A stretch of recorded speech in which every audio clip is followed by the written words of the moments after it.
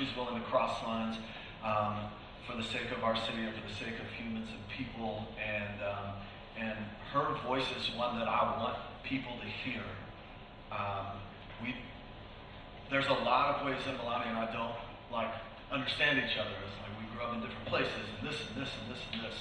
But man, that is a person in humanity that needs a microphone and deserves it, and I just think her voice is beautiful, and it is a part of a movement, an inclusive, blatantly inclusive, community-minded, and quite frankly, crossing lines to bring people in instead of drawing lines to keep people out movement.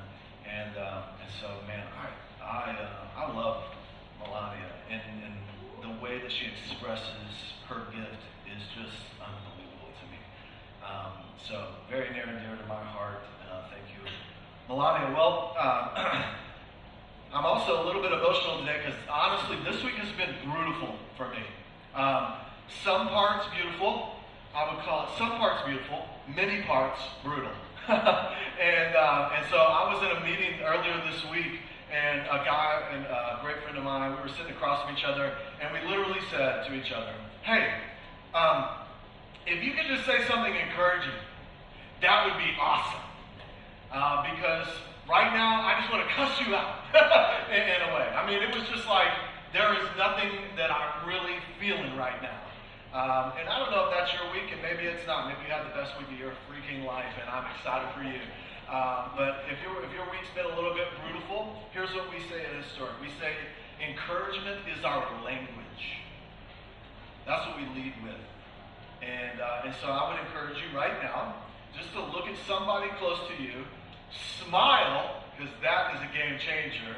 My smile is a little crazy, but it's a game changer. So smile at somebody close to you and just say something encouraging to them. All right, ready, set, go. Smile and say something encouraging.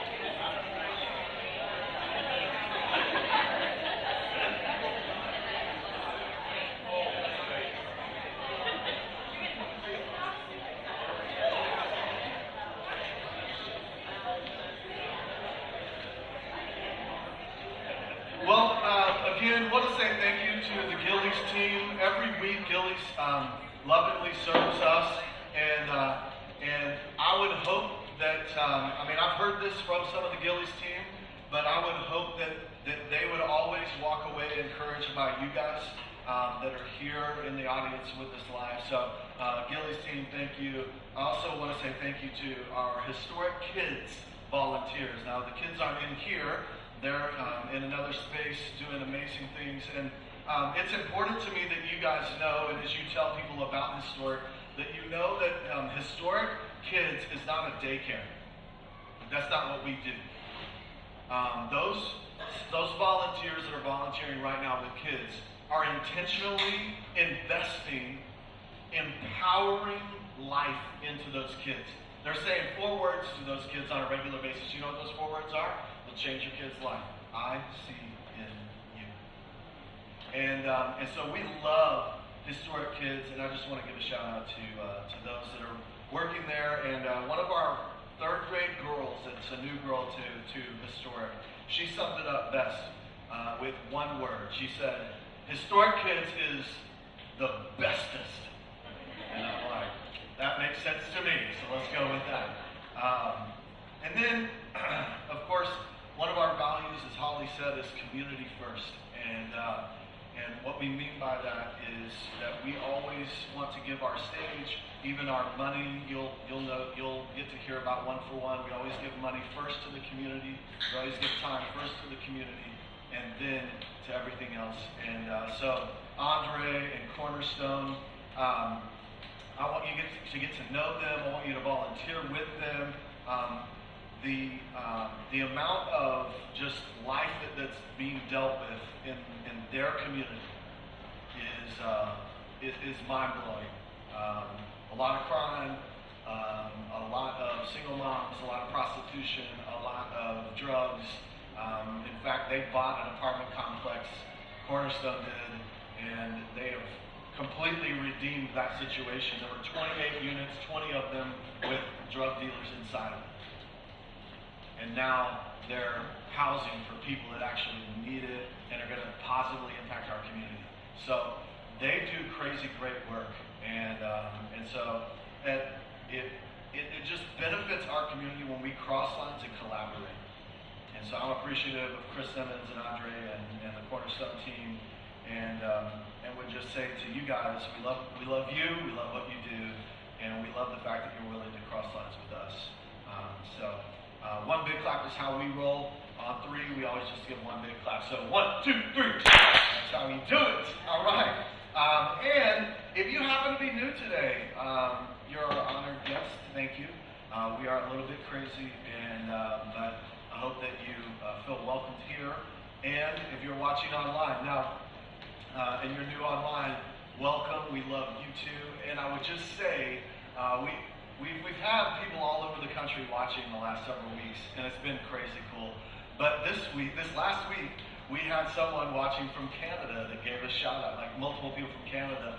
And anyways, I was taken by a comment made from Carol from Canada. So Carol, if you're watching today, what's up, girl? That is awesome. And thank you for crossing lines so we can now cross borders. This is awesome. We are better than, no, I'm just kidding. I was going to go towards a political joke, which wasn't going to go anywhere. All right, so shout out to you, Carol from Canada. And anyways, we're in the middle of a series called We're Starting Something. And last week we talked about the reality that we are starting something inclusive. And I just want you guys to know, we'll cause you to flex muscles, right? Like whenever you work out a muscle you haven't worked out in a while, it's like, whoa, that's kind of sore. Oh, that kind of makes me uncomfortable. Oh, I haven't had an ab in a while. So like, how does that work? And so when we talked about being inclusive, we spun it out. We're like, hey, there's a difference between being tolerated and being welcomed. And tolerated is okay, but welcome is great. And so if you missed it, go back on Facebook and watch it and see if you'll flex your inclusive muscles, okay? The reality is that I hope that if you watched last week or you were here last week, that this whole week you've been flexing that muscle. And I hope that you're sore. Like, I hope that you were uncomfortable. I hope that you ate with someone that doesn't look like you. I hope that you loved on someone that doesn't smell like you. I hope that you didn't allow one moment to be the only moment. Because like a lot of people in our country, January is the start of their workout and January is the end of their workout. Right? And so I'm hoping that you know that we don't believe we have all the answers in Historic. We just hope that we ask great questions and get you to ask great questions like, am I inclusive? Do I really give a flip about people that don't look like me, smell like me, grow up like me, have the same religion as me, have this, have that, have this, that, you know, I just hope that you're flexing those muscles. And today we're going to flex another muscle, and that is that we're starting something fresh. In the Hebrew, that would be kadash. We're starting something kadash. And to keep my Canadian shout-outs going, because I'm loving Canada right now, it was in the summer of 1974 that a Canadian rock band, Bachman Turner Overdrive, and you'll know the old people in the room because they'll know that one, they released their #1 hit song. Anybody know what it's called? Just yell it out. No, you don't. Okay. Their #1 hit song was a song called You Ain't Seen Nothing Yet. You Ain't Seen Nothing Yet. And perhaps they were inspired by a prophet named Isaiah in the Bible. All right, Isaiah 43, here we go. This is what the Lord says, your Redeemer, the Holy One of Israel, for your sakes I will send an army against Babylon. So in this moment, Israel, the Jews are in captivity in Babylon. The Babylonians are the little bad guys, and the Jews are the little guys. And here we go. So the Babylonians, I'm going to force the Babylonians to flee in those ships they're so proud of. And I am the Lord, your Holy One, Israel's Creator and King. I am the Lord who opened up the way in the waters, making a dry path through the sea. I called forth the mighty army of Egypt with all of its chariots and horses. I drew them into the waves, and they drowned, and their lives were stuffed out like a smoldering candle. And here we go. But forget all that, because baby, baby, baby, you ain't seen nothing yet. That's not in the original Hebrew text. but that's where it is, right there. You ain't seen nothing yet. You know, I made a way in the water. I cleared the path here. I drew in the Egyptians. But God is saying in this moment to these people, you ain't seen nothing. And I would tell you, I would love to hear that this week. In my own life.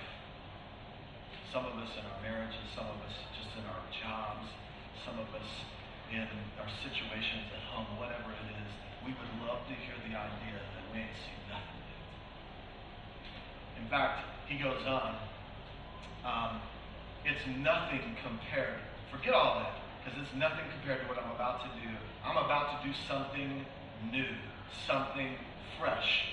Kadash. See, I've already begun. Do you see it? I'm going to make a pathway through the wilderness. I'm going to create rivers in the dry wasteland. The wild animals in the fields are going to thank me. The jackals, the owls, for giving them water in the desert. Yes, I will make rivers in the dry wasteland so my chosen people, my marginalized Jews here in this moment can be refreshed. Here's the reality of what's going on. There's these Jews in this moment of time in human history. They're being marginalized. They're being oppressed. And God, their God, says to them, I'm going to do something new. And this is new because these are the same Jews that I hope that you're here and you haven't read your Bible. But if you have, you might have heard a story about Exodus. It's the great Moses led the people. Let my people go. And he got them out of Egypt. They were in slavery in Egypt. He got them out. That's Exodus, right? Well, they are now back in captivity under the Babylonians. They were under Pharaoh and under Babylon. And here's the deal. He physically got them out. And he's saying, but I'm going to do something better than that. And here's what he's saying. I'm going to create water where you're thirsty in your soul. You see, he took something physical and he expanded it. He said, this is going spiritual. This is going into places that are dark inside of you. This is, if you feel dry on the inside, in your mind, in your heart, in your soul, in here, I'm about to do something fresh and new there. God is expanding what he's doing. And why is this relevant? Why do we relate to this? Because humans for years and years and years have always been about making progress. Let's get better. Let's create new direction and new force. Because none of us want the iPhone 1. None of us, let me take you back old school since I'm going 1974 anyway. None of us want the bag phone. Who wants to bring it back? Who wants to bring back dial-up internet service? Like, it takes 10 minutes to even just hear a line, an internet. Is there something called the internet? And then once you get on there, you go, I want to click on that picture online. And you get like a fifth of the picture. And then you get a second fifth of the picture. And if you're like me, which I'm older, when I was in college, I guess Gore invented the internet or something. And at that point, the internet came about, and I would actually physically go eat at Schlotsky's next to my apartment, and I would come back, and it would just have gotten a picture. Yes! I got one picture downloaded. Amazing. None of us want to go back there.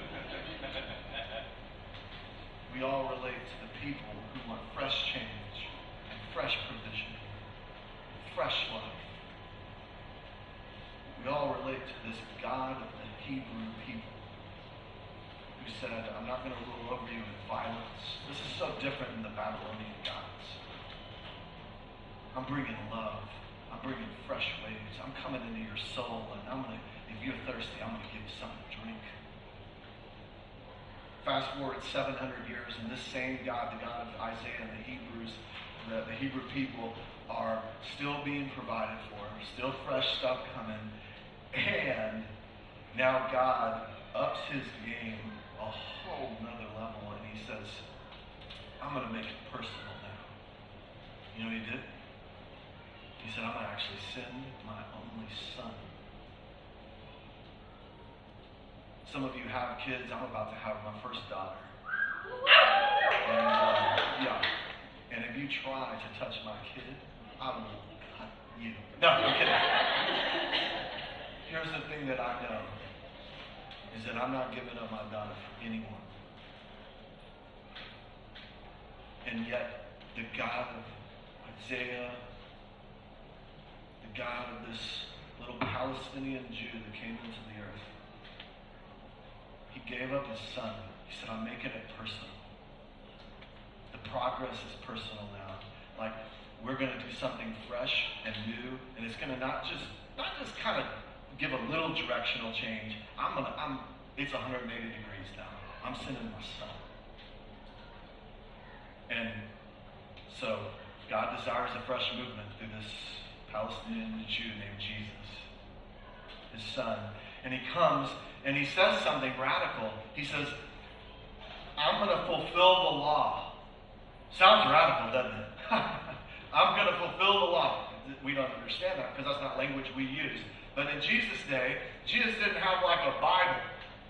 He existed 1,500 years before the printing press, just so you know. So it wasn't like Jesus was walking around with this, like the Gideon's Bible or something. No. It wasn't like he had YouVersion on his iPhone. He didn't have one. He was in a community of people, little Hebrew community, little Jewish community. And what they would do is they had these things called scrolls. They would literally unravel them. And on scrolls, if you were like a bigger city, you might have scrolls of the prophets and writings and maybe some historical stuff. But pretty much every city, every little community of the Hebrews, they had what was called the Torah on the scroll. And the Torah is now, in your Bible, in my Bible, if you have a Bible, it's the first 5 books. It was called the law. And so they would unroll it. They would meet weekly, kind of like we do. And they would come together as a community. And they would unroll it and they would read part of it. And then they'd roll it back up and go, okay, everybody, let's talk. What did we learn and how are we going to interpret that so that we can have the best progress, the freshest, the newest way to do life here in our community this week? What does that mean to our community this week? Literally, that's how they live. It's amazing. And they would all talk. And so then, some people, Matthew 5:17 says, don't think that I've come to abolish, this is Jesus, the law, the prophets. I've come not to abolish them, but to fulfill them. And abolishing and fulfilling was something that they knew in their day. And here's what's interesting. When they were discussing, and somebody had a terrible idea, they would call it a terrible interpretation. They had a terrible, misguided, like, whoa, that's way out there. Somebody else would stand up and go, you have abolished the law. In other words, you've missed the point. I'll bring it to today. Fashion. Okay? Like, there are fashion do's and fashion don'ts. This is a fashion don't. Okay? Now, all right. Here's the thing.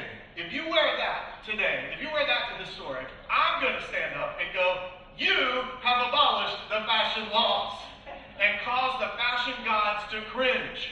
So don't do that anymore, right? You've missed the point of fashion. And that's exactly what they would do to people that, misguided, misinterpreted, whatever, they got it wrong. They would be like, hey, you've abolished. And that wasn't Jesus' point. Jesus' point was to come to fulfill. And what that means is that he would come and he wanted to take the words in the Torah and make them flesh. In other words, take the words and make them real. They come alive in people. In fact, Jesus came and he said, I'm going to give hands and legs and feet to everything we've been talking about. You know what that's called? It's a big Mufasa word, right? You ready? Incarnation. So you have interpretation, and then you have incarnation. And incarnation was when the words became flesh. That's what Jesus said he was going to do. And in fact, Jesus came and delivered messages, and he came back to his hometown of Nazareth, and he delivered this amazing message. And he said this. He said, you've heard it said about this, but I'm telling you, and I'm living this. So he addressed multiple things. He said, you've heard it said about violence. You've heard it said about women. You've heard it said about the orphans and the widows. You've heard it said about children. You've heard it said about power and influence and voice. You've heard all these things said. You've heard it said about who your neighbor is. You've heard it said about how you're supposed to love. But now, watch me. Because you ain't seen nothing yet. And of course, that blew everybody's mind. That was there in that day, in that moment. They're like, wow, this guy is either crazy or he's cool. And I want you to know that while God wanted to bring and usher in a new era, a new community, a new way through Jesus, he didn't want to stop with Jesus. So 2,000 years later, we live in the future that Jesus was setting the tone for. He was setting the example, saying, this is the example for the future. We're living in that future. Which is why I would say God didn't start in Nazareth and stop in Nazareth and Jesus through Jesus. He started through Jesus, and now he desires to make a fresh movement through historic. Jesus came to fulfill the law. That's what we said, right? I would say historic comes to fulfill the mission. The law, the mission. The mission, what is the mission? To love like Jesus over and over again. Because we look at Jesus and he set the example. So now we have a mission, and our mission is to do what he did. To bring the word incarnate. To be the people that live this thing out. That is fresh. Fresh equaling not previously known, different, new thing in our city, new thing in our community. Well, but Pastor Hugh, there's been a lot of churches in Dallas. There's like one for every 909 people in the city of Dallas. What do you mean new? Well, what I mean is there's been a lot of new stuff leading up to this moment, and I'm excited about all the new stuff that happened back then. But I'm trying to create the new iPhone, not the old one. I'm trying to create a new movement. I will stand on the shoulders of the old movement. That's awesome. But here's the reality. We have said that why we're different, why we feel like we're doing something new is because we're celebrating the idea that everybody in here is unique and different, and that's a good thing, and that's actually what makes us grow and makes us better and makes us different, is because we're not trying to be all the same, look the same, earn the same, come from the same. Like, none of that is what we want. We want to be different. That's what makes us stronger and better and make progress. And in fact, I would say that common thread, the only thread that has to be common, is Jesus' love. We hang everything on that, and then we can be Christ-loving, multi-ethnic, multi-generational, multicultural, blatantly inclusive, community first, over and over again movement. And guess what? That is fresh. Because most of the time when people think of church, they think of one day, Sunday. They think of rows, seats, and sermons. We don't. Our movement is 7 days a week, 24 hours a day. We think we're meant for more than Sundays, for more than rows, songs, and sermons. At Historic Church, we feel like we've been planted in this community, in this city, to be helpful, to be useful, to shape positive change and growth. We feel called to be more than consumers, more than spectators. We feel called to be initiators, to be producers, to be disruptors, to be co-creators with God in this thing called love like Jesus over and over again.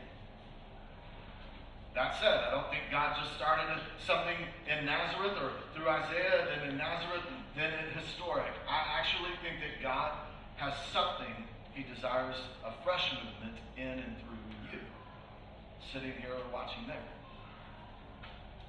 Jesus came to fulfill the law. Historic comes to fulfill the mission. You come to fulfill your reason, your purpose. You exist to fulfill something God put only inside of you. Now, some of us are sitting in this room going, you lost me right there because I don't think I'm worthy of being used by God, or you know what, I'm not super into the whole God thing, so how can I even have a reason, or why would I even have a purpose? And you know what, I do think that there are some big lies in our minds about the idea that we only exist just to make money, go to work, maybe have a kid or two, and then die. Because we're just a bunch of cells put together for no apparent reason. And I hate to say it, but I think our history, our hurts, and our habits really inform the idea of us not having a reason. Like our history, what we've done. I meet with people all the time. They're like, Pastor Hugh, you don't know what I did last week. God couldn't have a reason for me. You don't know what I've done. You're right, I don't. Others I meet with go, but there's no way. I don't even know if I want to be on the God team because I've been hurt so bad. I mean, I've been abused. I've been taken advantage of. You don't know. I mean, I've been betrayed. Like, you don't know what all's happened to me. You're right, I don't. And your habits, like what you continue to do, man, like I've been trying to overcome this thing for years and I've never been able to overcome it. So why would God have any interest in like saying he needs me or wants me or any of that stuff? Like, why would that even be? I'm going to say something that's going to sound super spiritual, so don't go crazy, but I'm going to say it this way and then I'll reframe it. When you're at your lowest, the evil, the devil, is at his loudest. When you're at your lowest, the devil is at his loudest. If you don't believe in the devil, let me say it this way. When you're at your lowest, the negative tapes in your mind are at their loudest. The tapes that say, hey, just give up. The tapes that say, you really aren't that great. The tapes that say, leave the Jesus movement thing to somebody else. Somebody else can help this dadgum city. The tapes that say, hey, compare yourself to others and just recognize your place. Just look at what society's called you and labeled you and just embrace it. You're less than. All those tapes play super loud when you're about to lean into your reason. And I'm all for being honest. Like, I've got jacked up stuff. I would say I'm the chief of sinners in this room, okay? I've got jacked up stuff. I've got hurts. Other people have hurt me really bad. I've got hang-ups and habits and stuff, and I've certainly got a history. So I need to be honest about that. I need to face that reality. Can I tell you about my past and I hope about your past? Your past can inform you, but it does not have to define you. And I'll ask you a hard question that I ask a lot of people in counseling. And it's a hard one, so get ready. Everybody, hands out. Come on, hands out, hands out. I know you're like, okay, come on. That's big boy pants. You just put them on. Good job. All right. How far into your future do you intend to carry the weight of your past? How far into your future do you intend to carry the weight created in your past? Because guess what? Whoever hurt you isn't carrying it. Everybody else is not worried about it. You're the one carrying it. It's your decision. You could also choose to believe and choose to make the decision that when Paul, this other guy in the Bible, was talking to the church at Philippi, it's people in another place, in another time, but when he was talking to them, he said something to them that I believe is true today, and that is, God started something inside you that's unique to you, and he wants to finish it, and he's not done with you. In fact, he's got all kinds of stuff for you, whether you're 70 years old, or 20, or 10, or whether, it doesn't matter. It doesn't matter how much money you make, how big of a voice you think you have or don't have, what people have labeled you as, if you're gay or straight or this or that, like none of that stuff matters. The reality is that God does have a reason. That's what I believe. And I believe there's a new fresh thing he wants to do inside and through you, in your school, in your marriage, in your work, in your life. In that place where you're convinced there's a period in your life, God said, no, that's just a comma. It's just a comma. There's more.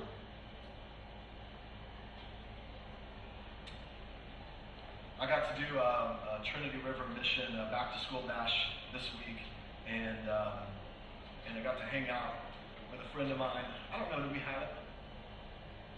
We have that picture? No? Awesome.